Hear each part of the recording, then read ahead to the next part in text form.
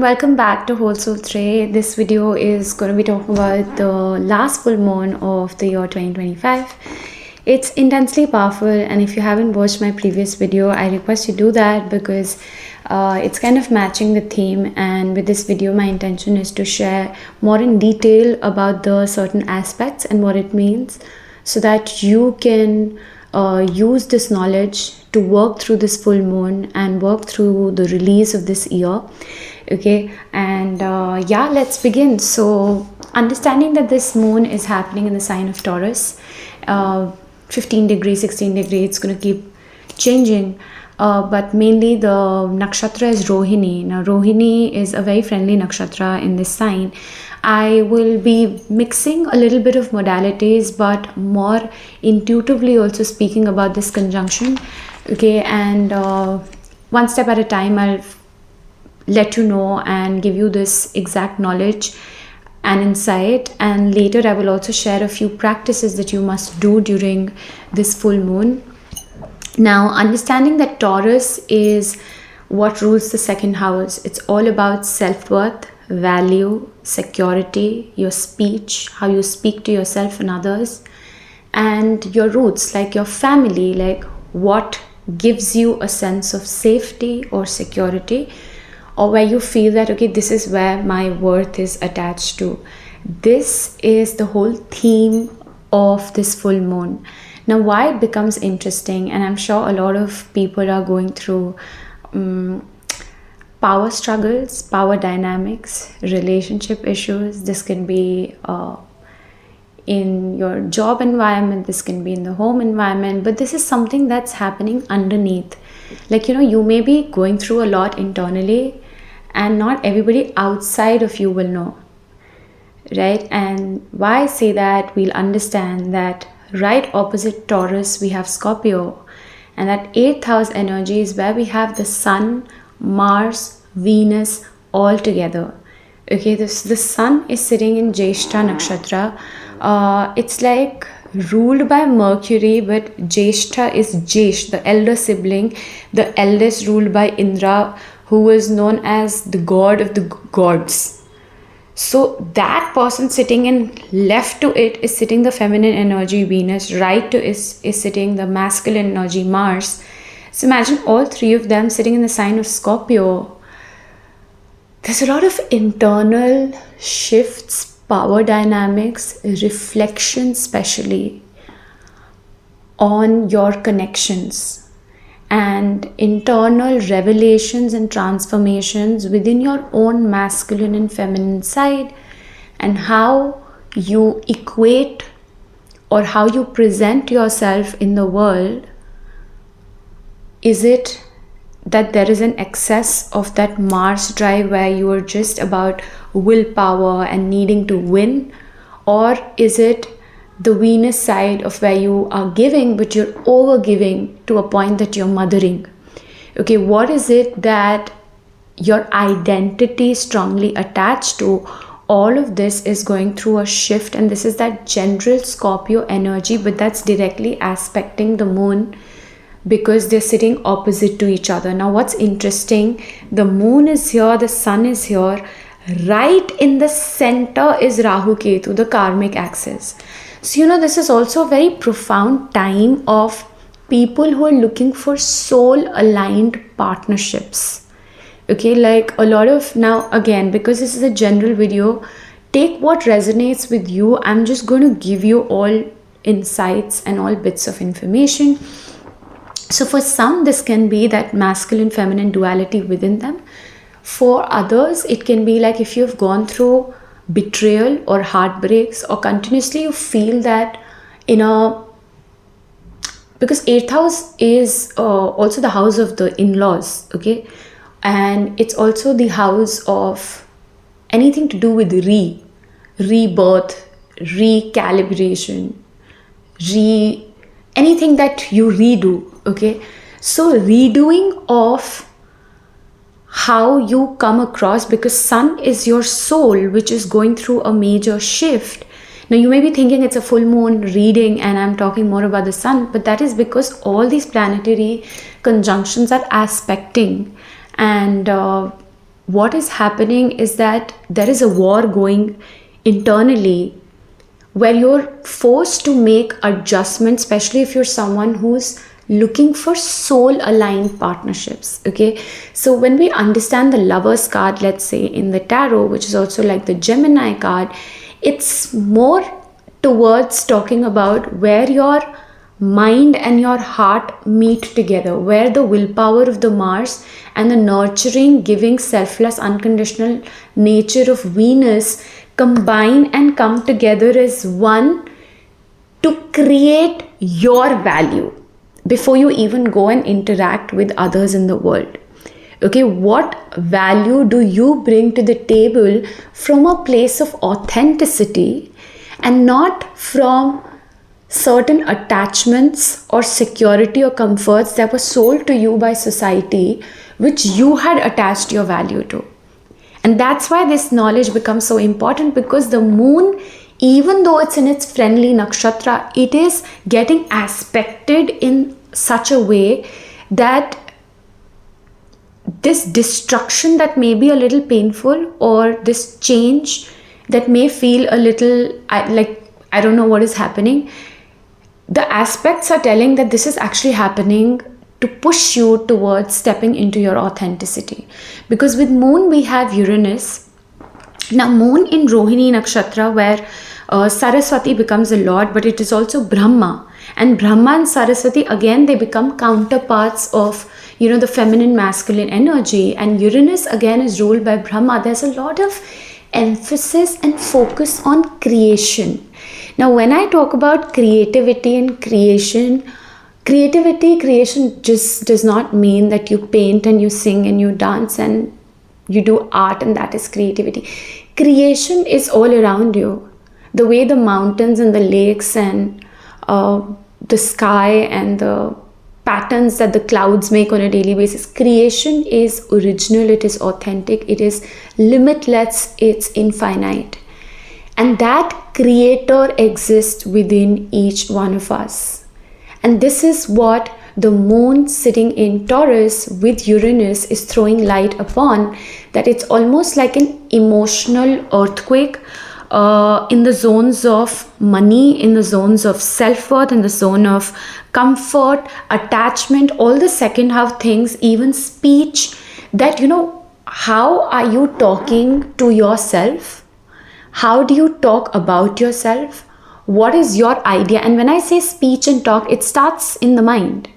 That how do you equate your value and your worth?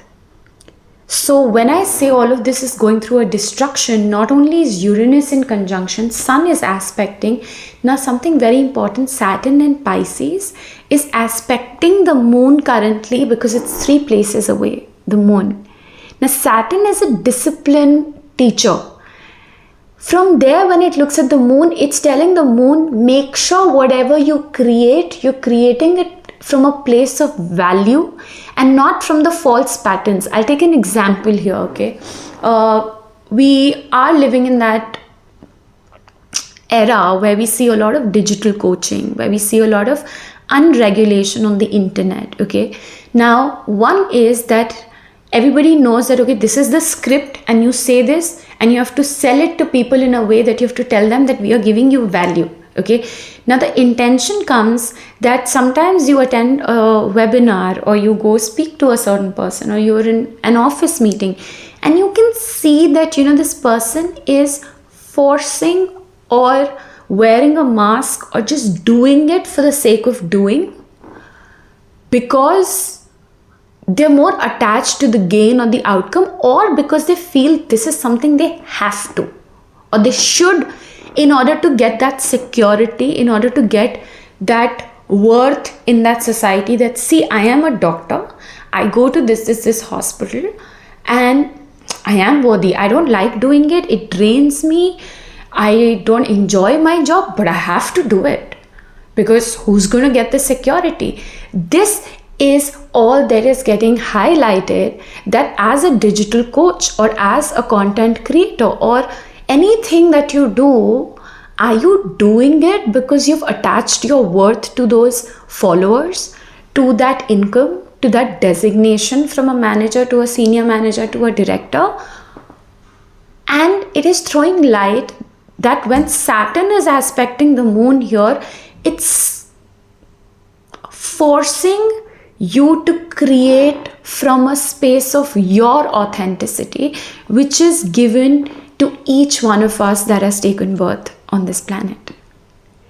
And so whatever change you're going through, it will feel uncomfortable only if for years you have suppressed your authenticity. And there you will feel those relationships are challenging you. You are not getting along either with people, or you are feeling that internal conflict of that Mars-Venus conjunction in Scorpio, where parts of you are ready to die, old parts of you are ready to be gone. But that resistance can make you feel like this full moon or these energies in the last 1 month are heavy. However, this moon on the positive side gives you a clean slate to begin something from a place of discipline, because Saturn is aspecting. So when Saturn is aspecting, it's making sure that karmically, are you being fair? Or are you selling yourself or selling your worth or playing with somebody else's self-worth or value or their security by not being authentic? Okay, so that's one thing. Now, another is that Jupiter is aspecting the Sun. You know what's amazing? That if you just see the two energies around us, it's the Sun and the Moon, father, mother, masculine, feminine. Moon is getting aspected by Saturn, which is the main scope keeper of your karma.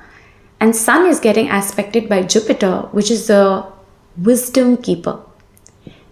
So if you visually see it, and Rahu Ketu are sitting right in the center, you know, it's such a beautiful yin and yang symbol that this thing creates, that a lot of you, I'm sure we have heard of these terms like twin flames, but twin is just that inner you, the mind and the heart, are they in alignment for you to meet your soul aligned profession, soul aligned job, soul aligned partnership, soul aligned tribe, anything and everything that's forcing you to step into your authenticity.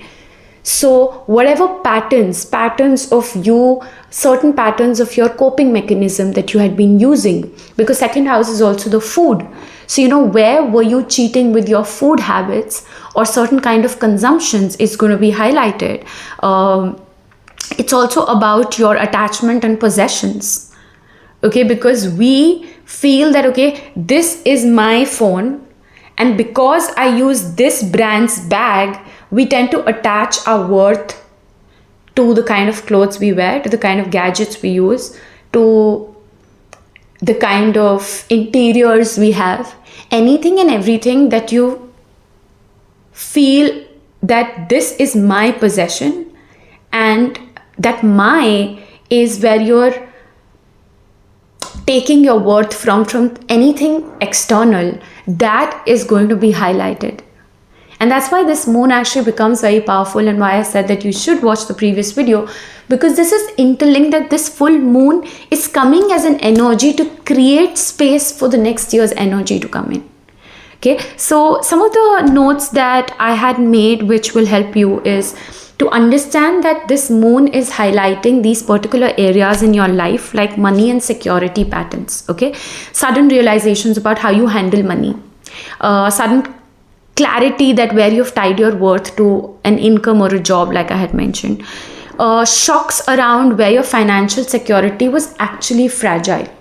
You know, a lot of you could have been just thinking that, oh, it's money, man, like aa jayega, it'll come, and maybe you had heavy loans or dues or some kind of spending habits that you were taking for granted. Everything will come and force you to face it. Suddenly a desire to change how you earn. You know, like if you've been undercharging or if you've been overcharging, if whatever feels more aligned to you is going to come to the surface, where a lot of the people who are walking this path will also realize that automatically this need for you to be on survival will fall off. That, if you were creating videos because you thought you had to, otherwise you will not get clients, that's going to fall off. If you were staying in a certain kind of a job because you were afraid, again, because of your self-worth, that if there is no job, then who am I? If I'm not earning, then who am I? That's going to fall off. Or that's where the light is being shown to you, that really is there where your value truly lies. So that brings me to the self-worth and value thing, that, do this as an exercise. If you note it down, that I am only worthy if. What do you tell yourself? And that is a release or completion this full moon is asking you to make. Decisions to no longer beg for acknowledgement. Did you think that you really had to prove your worth in every meeting in a particular job? It'll be time that is going to come to a completion. And if you've been resisting, then this is particularly a message for you. Okay, emotional release around people or context where your value was minimized. This is very important. This is all about value and understanding that value is something that is your natural gift. Your value can be as simple as, you love to help people. That is your value. And if you've not been playing on your value and continuously trying to attach your worth and value to what the society validates you for, all of that is coming to a fall. And that is where that creation energy, because when I explained to you the Brahma, Saraswati, Rohini Nakshatra, and Saturn watching, it's just saying that life is giving you a clean slate to create, but create from a place of well-intentioned discipline. Not just creating up in the air, but create value. Like example, if I'm filming this video, one is that, if I film this video, then I will get more views, then blah, blah, blah, blah, blah. Again, this is the mind calculating as per the social standards. The other is that I have certain knowledge, and this is where I see a lot of value, that I can read, I love to engage in knowledge, and I'm sharing that. So I'm using this medium to create value, but from a pure intention and from a disciplined place. So this is the kind of creative energy that you have, that if there were times like you had all these ideas, but you were not able to put them on, you were not able to face that fear of yours, the exercise for which, like I will put it at the end of this video, that what you can do during this full moon, this is getting highlighted. Okay, sudden urge to stop overgiving or playing it small. If you've been doing that, because of which you will realize this full moon is eventually going to push you to leave circles, friendships, jobs, even locations where you felt like you had to continuously be obligated to a certain kind of a circle, where you didn't feel any common interest, where you continuously felt that you had to play small. Those things are being highlighted. Then about your body, about your comfort addictions.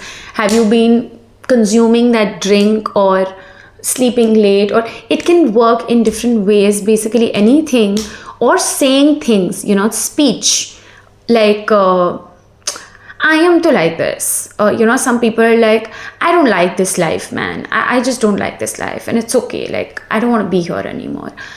All of these words that you've been talking about yourself, or when you say that, I don't care what people really think, and you're continuously saying that, but deep inside it bothers you. This is getting highlighted by this present moon with such strong energies. Talking about what else? About your truth, no longer sugarcoating or trying to play small in terms of, let's say you are somebody who wants to be seen and recognized. And like when we say that, oh, no, I don't want to go on stage. But internally, you've always felt that, no, I want to go, I want to perform, I want to be appreciated for the way I dance. Just an example. Or like when somebody compliments you and you just bypass that compliment. No, I don't think it's that big of a deal. All of these things are getting highlighted, that where have you been either wearing a mask and attaching your worth to certain kinds of places, people, situations, jobs, possessions, or where have you been underplaying it and playing it small and trying to run away from it. Okay, so that is the major theme of this full moon, which is eventually preparing you for the new moon that will arrive before we enter the new year, to set a new foundation. Okay, now talking about certain exercises. So this moon is talking about the union and bringing, why I say union, because Mars and Venus together with the Sun in Scorpio are creating some really deep transformations within you. Because understand that these transformations cannot come unless you liberate and free yourself, the release I spoke about in my previous video, from those old patterns. So the interesting thing is that this full moon comes after literally like 3-4 days after Mokshada Ekadashi. Mokshada Ekadashi is the Ekadashi where Krishna gave the Gita, the Gyan and the knowledge of the Bhagavad Gita, to Arjun. And metaphorically and symbolically, this symbolizes that when he was undergoing fear, undergoing darkness, that came as a light. And his darkness was when he was looking at people on the battlefield, not from a dharmic or the higher ethical karmic space, but he was attached that this is my family. Those 100 brothers, they are my cousins. And that was keeping him low and keeping him attached. So that also tells you that, like I said, that if you've been holding on to shared history, that, oh, I have known this person for the last 20 years, so she will feel bad, he will feel bad. All of this is coming to a destruction, that you were here, you were given certain gifts and value to participate on this planet and contribute as a whole with your absolute authenticity. And if somebody is holding you back from stepping into that authenticity, it's time you have to walk away and liberate yourself. And that is the Gyan or the knowledge of Gita, or anything where it talks about liberating yourself and you living in your true liberation when you step into your authenticity. When you're saying no when you mean no. When you're saying yes to certain events that are in alignment with you. When you're saying no to certain events or cultures or friend groups or anything that are not aligning with you. Okay, so one of the exercises here, it's a very powerful exercise, something that you can do. Just take a sheet of paper and fold it. Okay, so as you fold it, you have 2 columns. On the left side, you write person A, or you don't have to write person A, just write desire. And on the right side, you can write fear, or you can write block, or you can write BUT, but. Okay, I want you to have this conversation not as my higher self and me, not as my inner child and me. No, have this conversation as my light and my dark, or my desire and my fear. Now this becomes very powerful. It helps you to understand your own contradictions, okay, about your value. So let's say, let's take an example on how to do this exercise. Okay, you have to first write the voice A about what do you desire, or how do you wish to be treated. Okay, you can do this. I'm just taking an example. You can do this exercise on 10, 20, 30 sheets of paper about every aspect of your life. Okay, so let's say you would write that I want to get promoted, for example, and the B voice in your head says, but,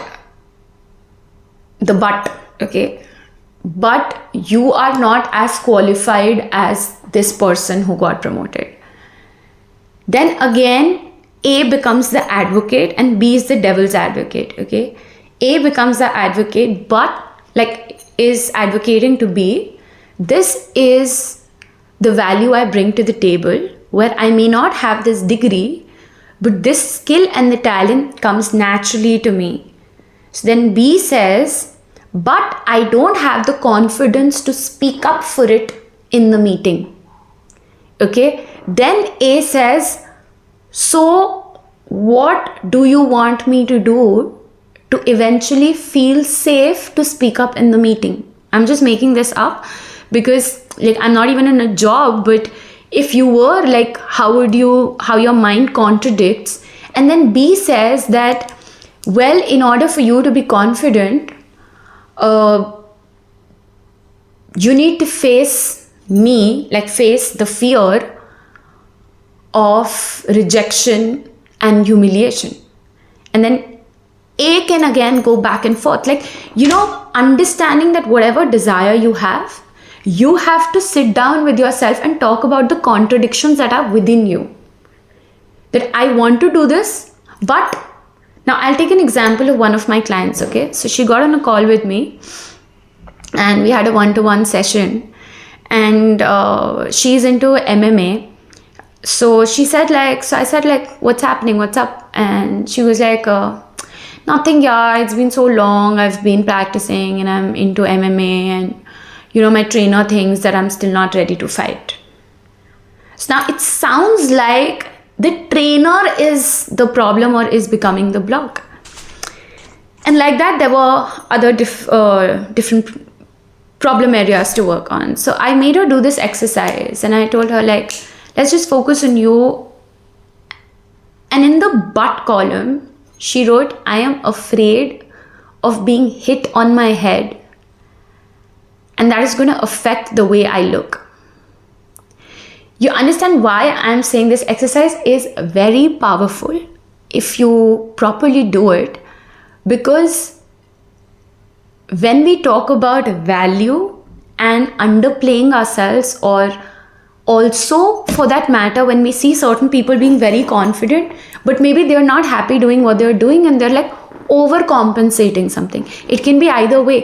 The issue that I'm talking about is that your value and your originality lies within you, and unless you stand up for it and you recognize that value and authenticity and what you bring to the table, which is not about the degree. I did not take a communication degree, or I did not take a degree of understanding people's needs. But when I realized that, okay, yes, I'm not a psychologist, I still have value to offer. And this example I'm giving because I had to go through that facing of my own fears.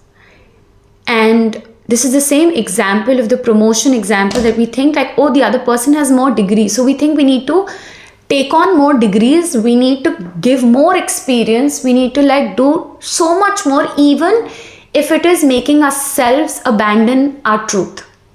That maybe I don't like doing this, maybe this drains me, but I'm still attached to this because this is the only way. So this is one very powerful exercise that you can do, and once you write both sides, you can tear the paper, okay, into two halves. When you tear the paper into two halves, you will see both the sides.